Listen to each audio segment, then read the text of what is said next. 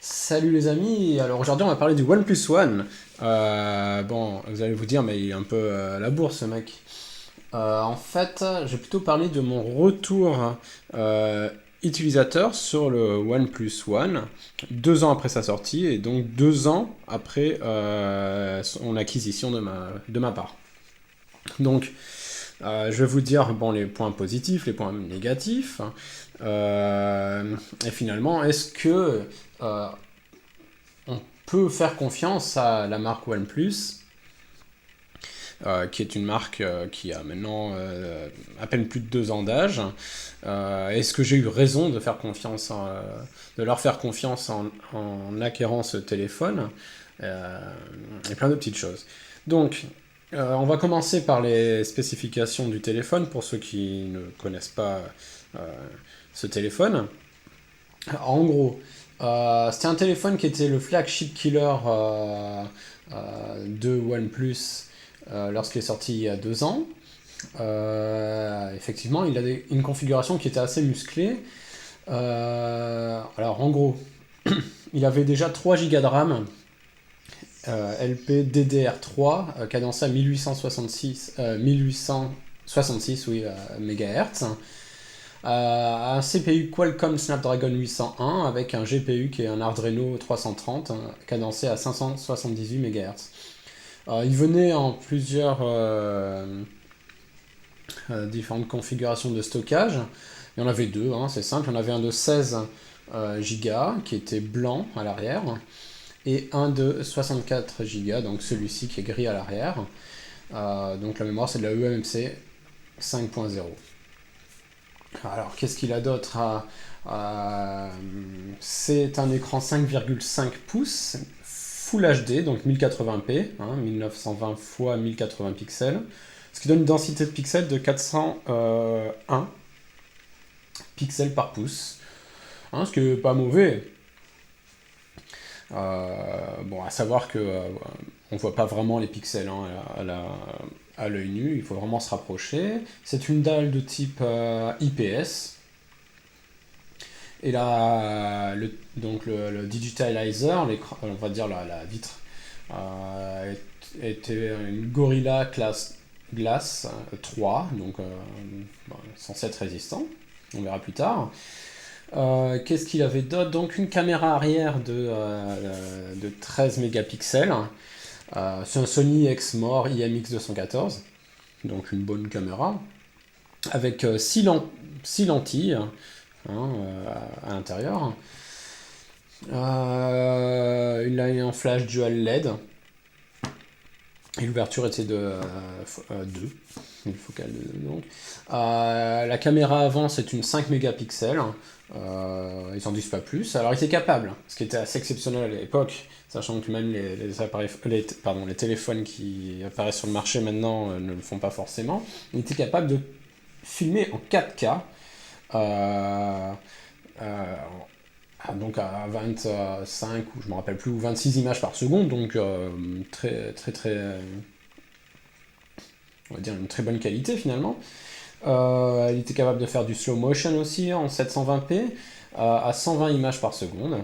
Il y a quoi? Il y a 2 enceintes qui sont sur 2 enceintes sur la face inférieure, 3 microphones pour enlever les bruits ambiants, enfin bon.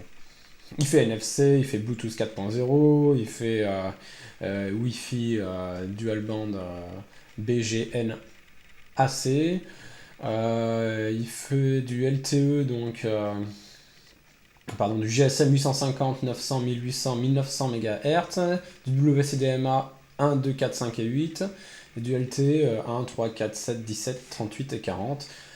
Il a un GPS et un GLONASS. Il a une boussole. Il est un micro USB 2. Bon, voilà, à peu près. Il fait On peut mettre une carte SIM, par contre on ne peut pas étendre la mémoire, on ne peut pas mettre de micro SD ou d'SD dedans. Donc voilà à peu près pour les spécifications, mais je vous invite à aller voir sur internet si vous êtes intéressé, sinon ça va prendre 3 plombs pour faire cette vidéo. Alors, qu'est-ce que je peux dire dessus? Alors, donc, j'étais un des early adopters, on va dire, de cette marque. Je m'étais mis directement sur la liste d'attente, parce qu'à l'époque, il y avait une liste d'attente pour l'obtenir. Juste comme ça, pour rigoler, parce que j'avais vu l'actualité sur un blog, on va dire, technophile. Je m'étais mis sur la liste d'attente sans même penser à l'acheter, mais bon, comme quoi que parfois on va dire le marketing marche assez bien. Quand j'ai reçu l'email me disant que j'avais droit à prétendre à avoir l'appareil, donc cet email ne vous laisse que 48 heures pour prendre votre décision, sinon en fait il est rebalancé dans le pool général qui sera redonné à quelqu'un d'autre. Et ben finalement, vu que j'étais avec un Cubo, un téléphone honnête mais pas sensationnel, qui marchait bien, ben je me suis dit allez, je me laisse tenter, je vais l'acheter. Il m'avait coûté 299 € à l'époque, ce qui est vraiment rien pour cette configuration.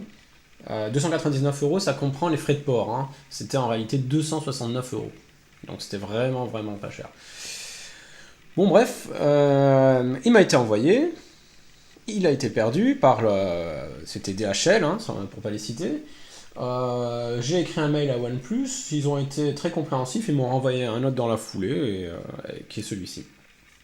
Alors, grosso modo, regardons un peu l'appareil. Alors, vous pouvez voir le design est toujours il est très sobre, hein, toujours actuel.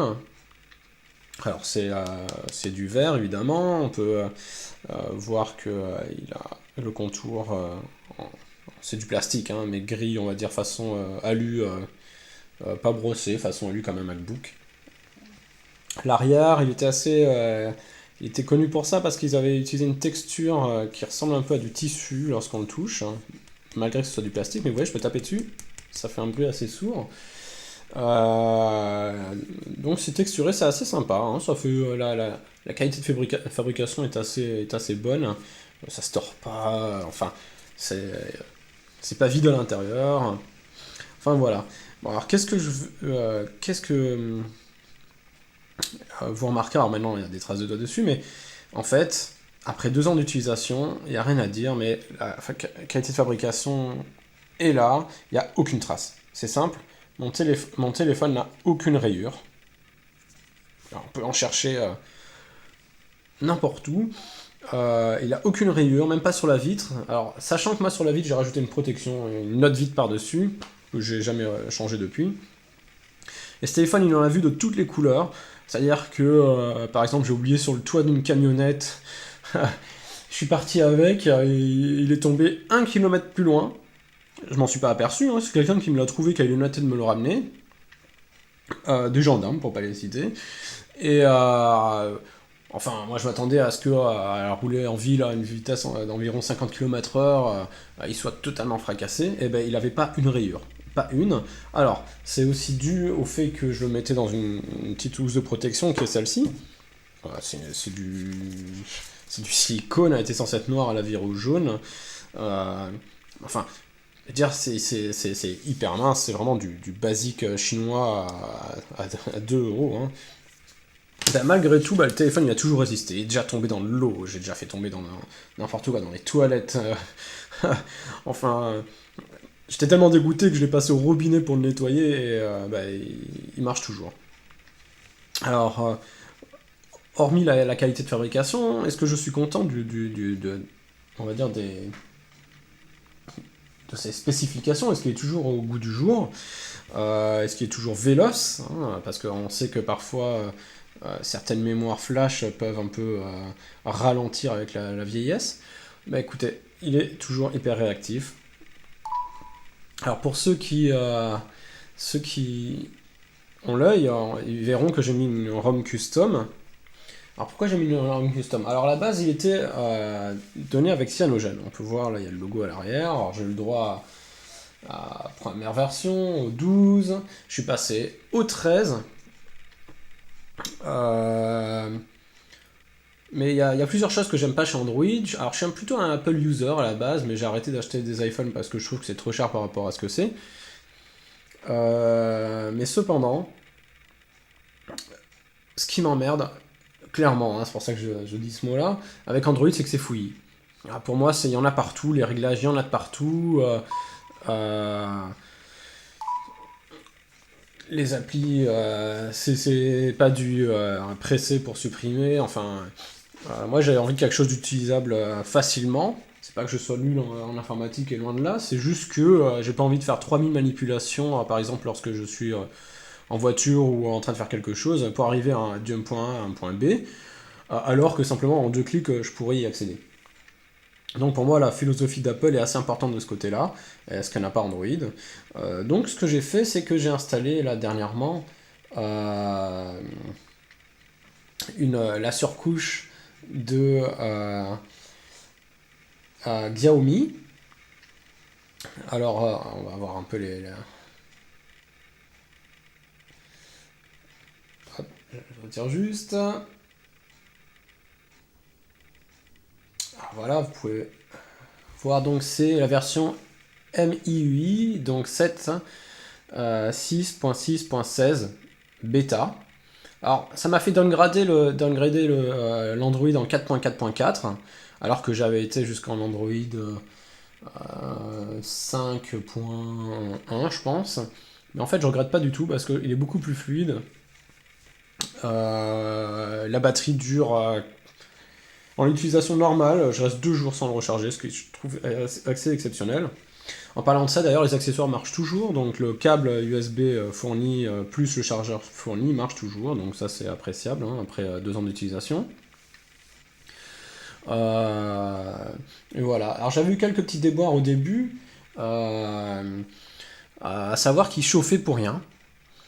Ça c'était un peu chiant, donc il me vidait la batterie, parfois même la batterie se vidait alors qu'il était en charge, ça je trouve ça assez exceptionnel, donc c'est sympa lorsqu'on se lève le matin et qu'on constate qu'après une nuit de charge, son téléphone est toujours à 0% de batterie alors qu'il en avait un peu avant qu'on se couche. Et j'avais aussi un problème qui était assez connu sur ces premiers modèles de téléphone, et c'était notamment, ça se produisait lorsqu'il chauffait, c'était le bas de l'écran qui n'était plus du tout réactif. Alors c'était très très chiant.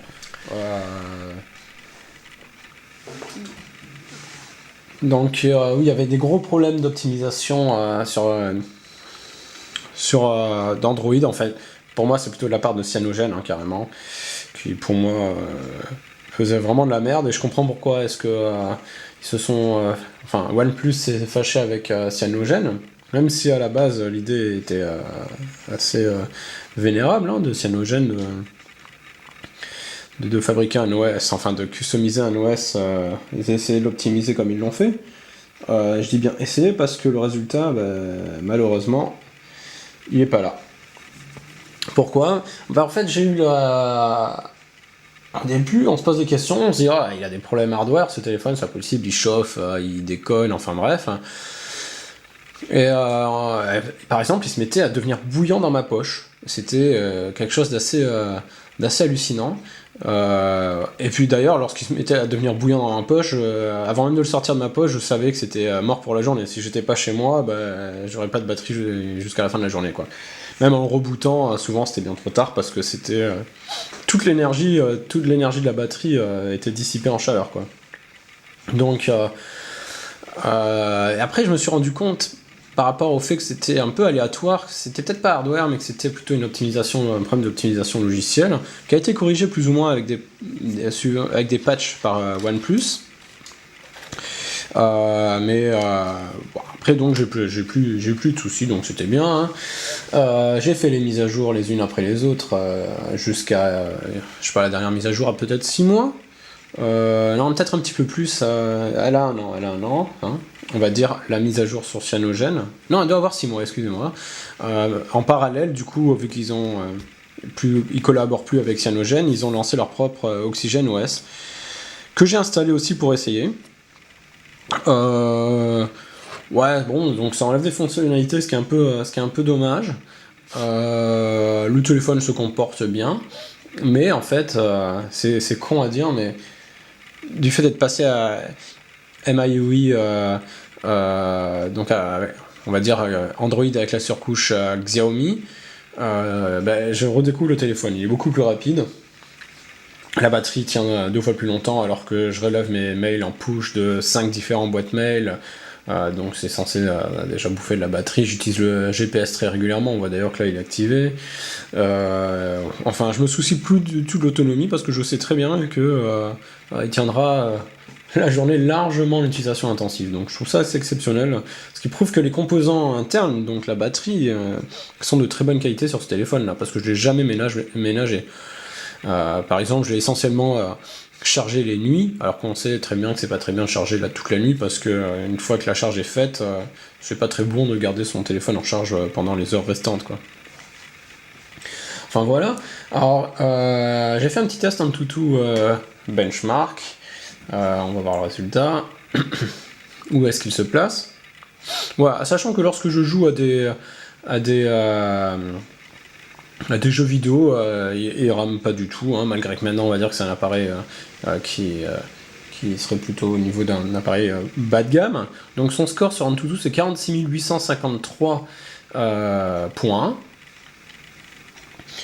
On va cliquer dessus, donc on voit en 3D, il reste toujours pas mal hein, d'ailleurs. Hein. Donc ils disent très bien, donc c'est une plateforme de jeu, de milieu de gamme. Alors le seul point rouge c'est l'user experience, ce qui me fait assez rire. Donc données sécurisées de l'UX, user experience, hein, ça veut dire UX.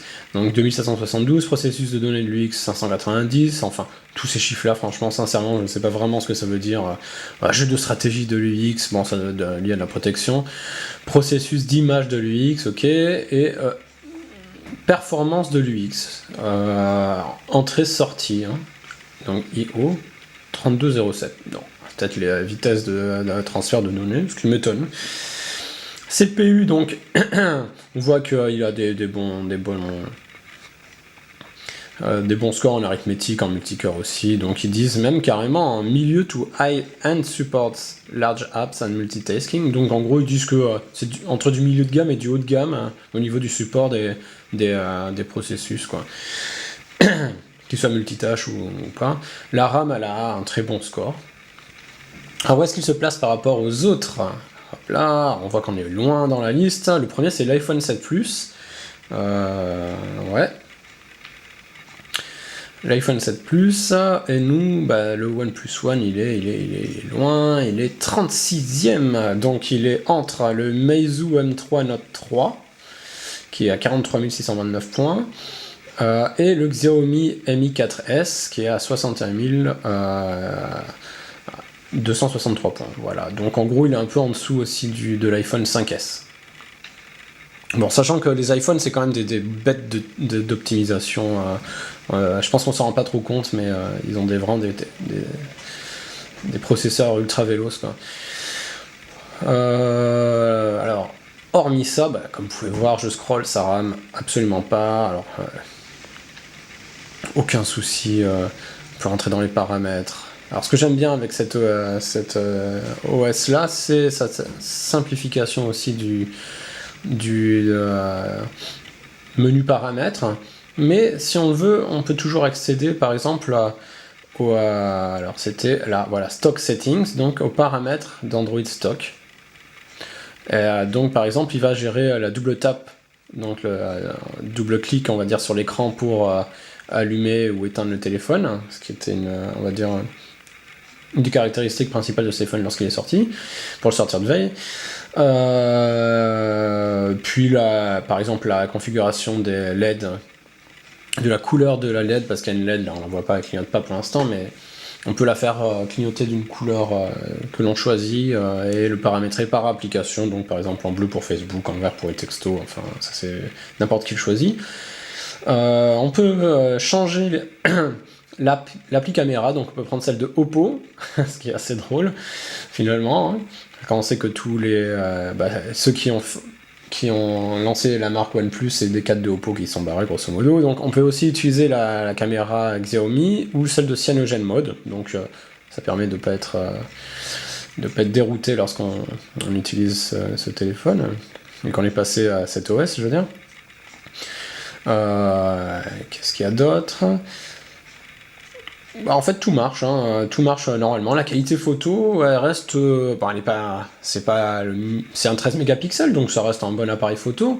On est loin d'un Samsung S7, Galaxy S7 par exemple, ou même des OnePlus 2 ou OnePlus 3. On voit qu'ils ont vraiment fait des efforts dans l'optimisation des capteurs, surtout en utilisation en basse lumière.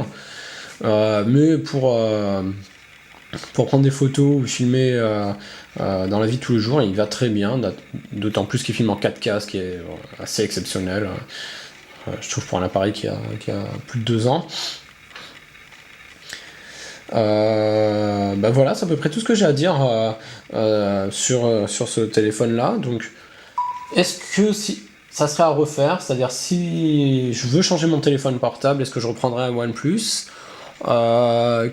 Écoutez, là, c'est très tentant parce que maintenant je sais que je peux avoir confiance en cette marque-là, qui ont réussi à faire quelque chose un appareil, on va dire, durable pour un prix mini. Ce que je déplore un petit peu, c'est qu'ils sont un peu perdu l'état d'esprit du début, à savoir faire un appareil vraiment pas cher, avec des spécifications très hautes. Donc maintenant, on va dire que le prix de l'équivalent, donc le OnePlus 3, maintenant, leur flagship, est plutôt aux alentours de 400 € que de 269, quoi. Donc ça, je trouve ça un petit peu déplorable. Alors je comprends qu'ils ont augmenté la qualité de fabrication en utilisant des matériaux donc, comme l'alu, etc. Enfin, voilà, ça je comprends. Alors, d'autant plus que maintenant, il y a beaucoup de marques qui font des bons appareils pour à peu près le même prix. Donc il y a Xiaomi, il y a Meizu, il y en a plein. Il y a le Honor par exemple aussi, il y a Huawei évidemment, comment je peux oublier ça, enfin ils arrivent tous à talonner OnePlus au niveau des prix, au niveau des caractéristiques aussi. Donc je pense que si je devais changer, j'irais peut-être plutôt vers le téléphone qui me plaît plus au moment où je le déciderai. Donc c'est-à-dire que si c'est un OnePlus, j'irai les yeux fermés. Si c'est un concurrent, on va dire renommé, j'irai sur la concurrence. Voilà. Sachant que OxygenOS ne m'a pas vraiment convaincu. La preuve, c'est que j'ai installé donc une surcouche MIUI. Ou MIUI, c'est plutôt comme ça qu'on dirait. Mais je pense qu'on peut le faire sur OnePlus 3 si on veut, donc ça c'est pas quelque chose d'éliminatoire, quoi. J'apporte maintenant beaucoup d'importance à l'appareil photo, donc l'appareil photo c'est quelque chose de, pour moi, qui est très important sur un téléphone. J'ai envie d'avoir, de ne pas trimballer mon réflexe partout où je vais, d'avoir un très bon appareil photo que je puis utiliser dans des occasions, par exemple, je sais n'importe quoi, je sais pas, des occasions qui se présentent dans la vie courante, quoi. Ça peut être n'importe quoi, ça peut être une soirée, ou alors un animal qui traverse la route, ou n'importe quoi. Donc voilà, si vous posez la question, est-ce que vous devrez aller chez OnePlus, moi je dis vous pouvez y aller les yeux fermés. Ils font des très très bons appareils, j'ai eu l'occasion de tester les autres, évidemment aussi. 2